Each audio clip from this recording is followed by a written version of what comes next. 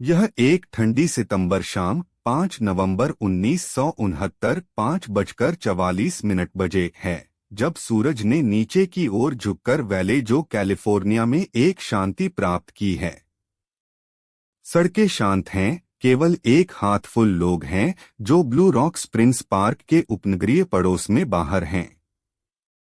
लेकिन आज रात अलग है, क्योंकि जब एक युवा जोड़ा एक भयानक अपराध स्थल पर आंखें मिलाता है तो एक भयानक भावना का जन्म होता है। डेविड फाराडे और बेटी लू जेनसन हैं जिन्होंने पहले शरीरों को देखा, और जब वे मदद के लिए भागने के लिए मुड़ते हैं तो उनकी रीढ़ में एक ठंडक फैल जाती है। रात अब एक घातक मोड़ पर जा रही है। ब्लू रॉक स्प्रिंग्स पार्क एक शांतिपूर्ण दृश्य है जिसमें ऊंचे यूकेलिप्टस पेड़ और घुमावदार साइकिल मार्ग हैं, लेकिन अब यह एक दृश्य है जो पूरी तरह से भ्रमित है। हवा में पसीने और डर की गंध है। जब जोड़ा अपने कार की ओर भागने के लिए वापस आता है, चिल्लाता है कि मदद की जरूरत है। पड़ोसियों को अपने घरों से बाहर निकलते हैं, चिंतित और परेशान हो जाते हैं कि क्या हो रहा है। पुलिस के सायरन दूर से सुनाई दे रहे हैं, हर सेकंड में बढ़ते जा रहे हैं। अंधेरा पुलिस के आने वाले क्रूजर के चमकदार लाइटों से चमकता है। डेविड फाराडे, एक लंबा पतला आदमी जिसके पास एक गंदा मोप का बाल है, देखे गए शरीरों से दुखी हो जाता है। वह दृश्य की ओर भागता है, लेकिन उसकी आंखें खून से लथपथ शरीरों पर ही हैं। वह घूमता है, यह सोचता है कि वह वास्तव में देख रहा है या नहीं। फाराडे की नजरें डार्लीन फेरिन पर पड़ती हैं, एक छोटी युवती जिसके पास एक मीठा मुस्कुराहट है, और माइकल मैग्यू पर, एक लंबा आदमी जिसके पास एक गंदा बाल है।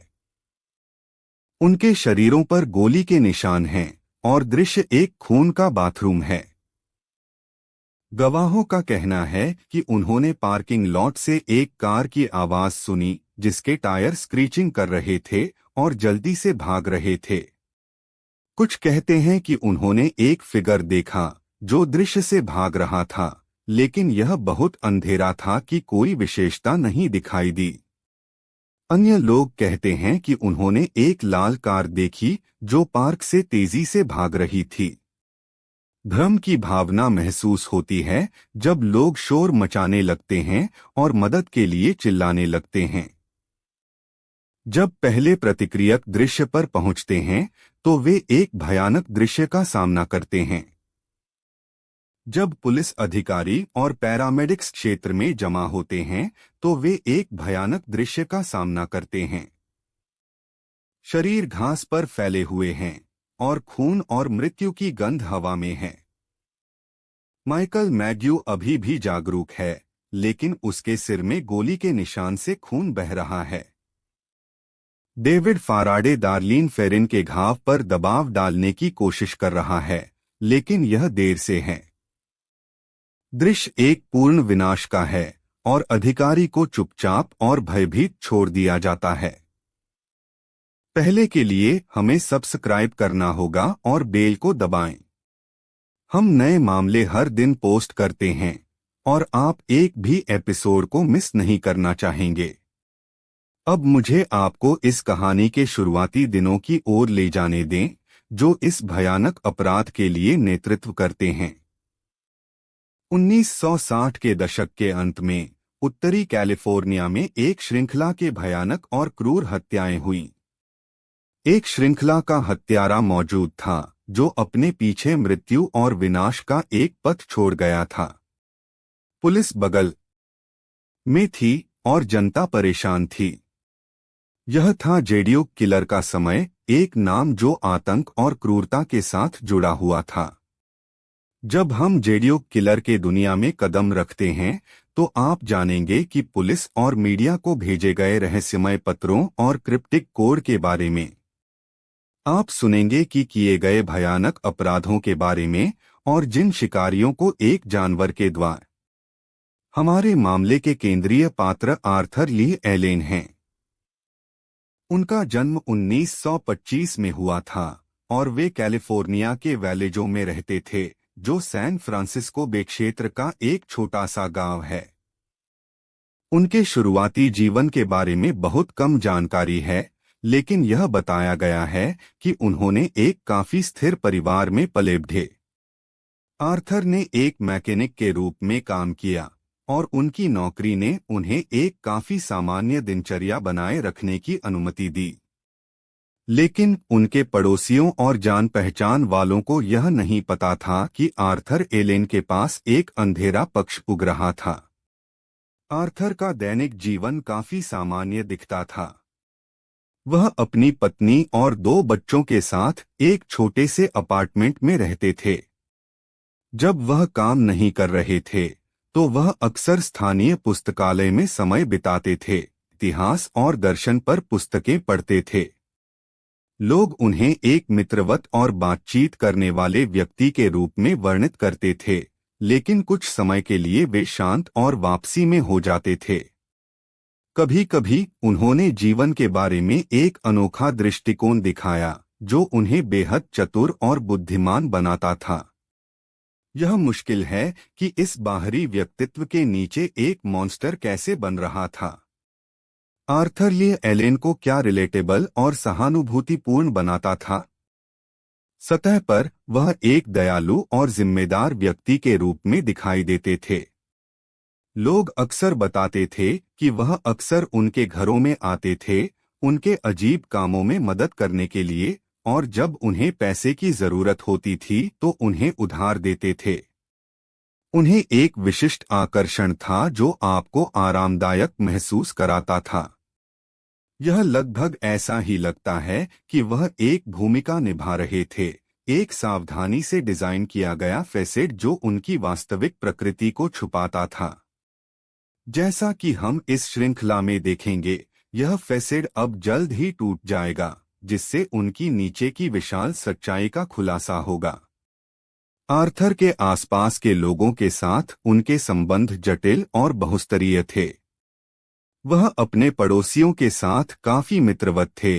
अक्सर वे खेलों से लेकर राजनीति तक के बारे में बातचीत करते थे। लेकिन उन्होंने दुनिया से एक ऐसी ओर भी रखी थी। यह बताया गया है कि उन्होंने पुस्तकालय में एक महिला से मिलने के बाद एक अवैध संबंध किया था।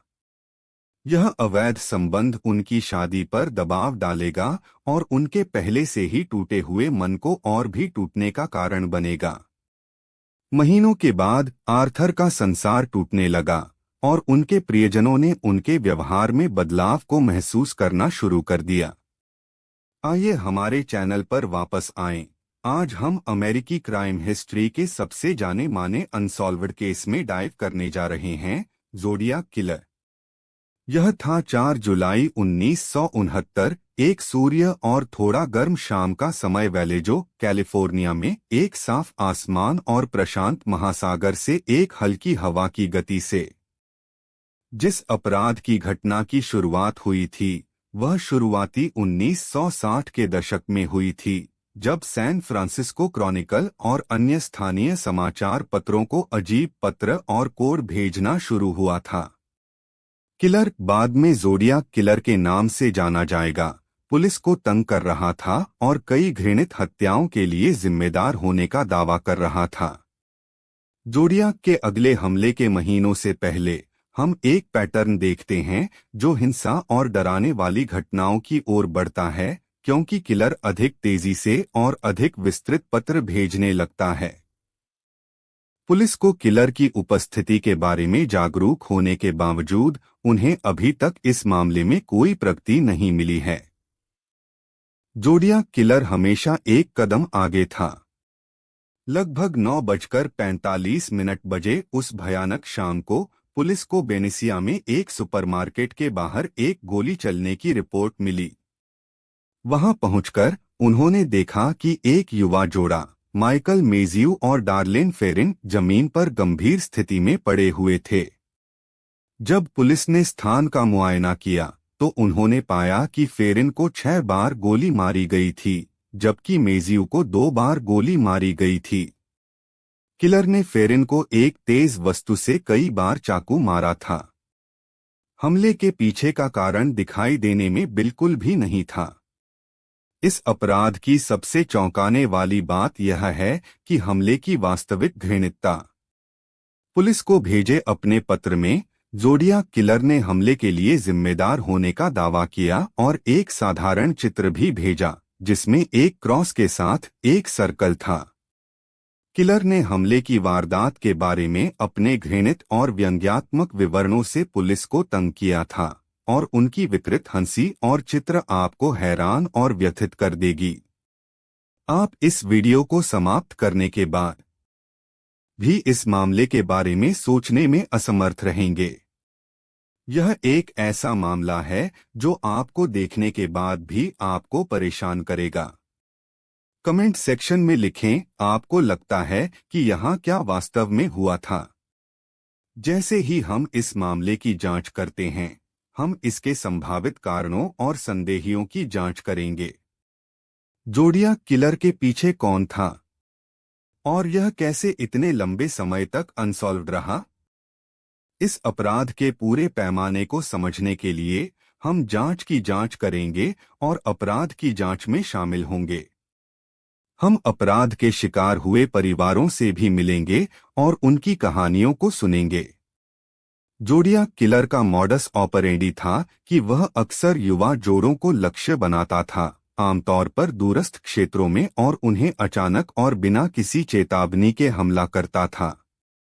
पुलिस को पूरी तरह से फंस गया था और उन्हें पता नहीं था कि वहां से कैसे शुरू करें। जैसे ही हम इस मामले को देखते हैं, हम देखते हैं कि ज़ोडियाक किलर हमेशा एक कदम आगे था। उसने पुलिस और समाचार आउटलेट्स को एक श्रृंखला के क्रिप्टिक पत्र और कोड भेजे जो मामले की और भी जटिलता को बढ़ा दिया। अपराध की जांच में शामिल होने वाले सैकड़ों डिटेक्टिव और विशेषज्ञों के साथ भी अभी तक किलर को पकड़ा नहीं गया था। और अब जब हम जांच में डाइव करने के लिए तैयार हैं, एक डरावना सवाल उठता है, क्या ज़ोडियाक किलर सिर्फ एक सीरियल किलर था? जैसे ही ज़ोडियाक किलर का आतंकवादी शासन उत्तरी कैलिफोर्निया पर अपनी पकड़ को जारी रखा, पुलिस पहले ही धीमी प्रतिक्रिया में थी। पहली रिपोर्ट की गई अपराध था डेविड फाराडे और बेटी लू जेनसन की दोहरी हत्या, जो एक दूरस्थ क्षेत्र में वेलेजो में हुई थी। यह 4 जनवरी 1968 को था, जब 2 टीनेजर्स की तारीख पर एक अलग रोड पर पार्क किए जाने के दौरान गोली मारकर हत्या कर दी गई थी। प्रारंभ में मामला एक साधारण हत्या के रूप में व्यवहार किया गया था, लेकिन बाद के महीनों में हुई हत्याएं एक अधिक भयावह पैटर्न का खुलासा किया। ये अपराध समुदाय में झटके पैदा कर दिए, जिससे निवासियों को यह सवाल करना पड़ा कि वे अगले हैं या नहीं। लेकिन यह एक रहस्यमय संदेश था जो किलर ने भेजा था, जिसने सब कुछ बदल दिया। यह कोई साधारण किलर नहीं था। ज़ोडियाक किलर एक संचार का मास्टर था, जो रहस्यमय पत्र और कोड लिखता था जिससे जांचकर्ता बेवकूफ हो जाते थे। पहला संदेश, जिसे जुलाई 1969 में भेजा गया था, में 3 रहस्यमय संदेश थे, जिन्हें पुलिस को उम्मीद थी कि वे किलर की पहचान करने में मदद करेंगे। हालांकि कोड को फाड़ना एक चुनौतीपूर्ण कार्य साबित हुआ, जिससे महीनों की निराशा हुई।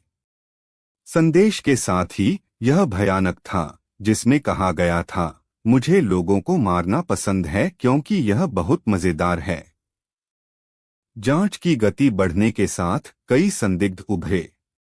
सबसे वादी नेता था आर्थर ली हेलन, एक दोषी बच्चा दुष्कर्मी जिसने एक इतिहास का स्टॉकिंग था। दूसरा संदिग्ध था रिचर्ड गायकोवस्की, एक पत्रकार जिसे पुलिस जानकारी का एक्सेस था और एक अजीब व्यवहार का इतिहास था।